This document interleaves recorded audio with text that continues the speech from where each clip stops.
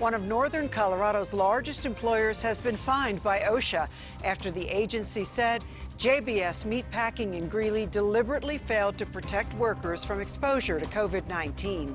7 JBS employees have died of COVID, and nearly 300 workers have tested positive since April, making it one of the worst outbreaks in Colorado.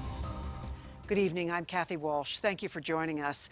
OSHA handed out the maximum fine possible to JBS, just over $15,000. CBS 4's Dylan Thomas joins us live tonight in Greeley. Dylan, the family of one victim says the amount of the penalty was a slap in the face to their patriarch.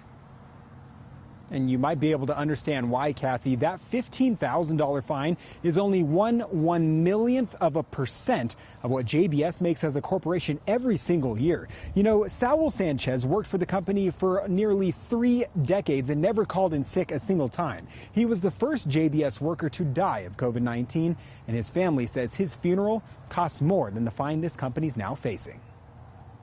It's a huge slap on the face, and they bring in over $50 billion a year, and they get slapped with $15,000. That's what enables these companies to not care for their employees. Exactly 5 months after losing her father, It's been very sad and, empty. I think my dad would be sad. Beatrice Rangel says the $15,000 fine OSHA issued to JBS is so insulting that it's laughable. That's more of a joke. As Saul Sanchez's family gathers around his final resting place, He inspired people left and right. they can't help but to compare his tenure with JBS 30 years. to the fine the company now faces. First, I was excited to see that they were actually doing something about it. And then when I saw the dollar amount, I thought, how sad. It's not fair.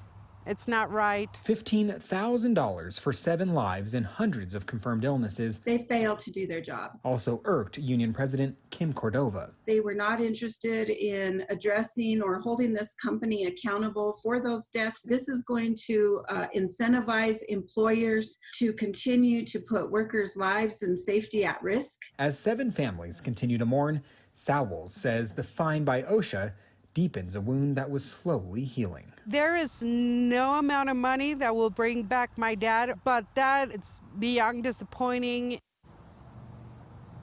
In a statement issued to CBS 4, JBS said they also disagreed with the fine because they don't feel they deserved it. In part, the written statement said, quote, "The OSHA citation is entirely without merit. It attempts to impose a standard that did not exist in March as we fought the pandemic with no guidance. When OSHA finally provided guidance in late April, 1 month after the beginning of the citation period, our previously implemented preventative measures largely exceeded any of their recommendations." JBS says they haven't had a positive COVID-19 case in more than 7 weeks. They now have 2 weeks to fight this fine. Live in Greeley, Dylan Thomas covering Colorado First.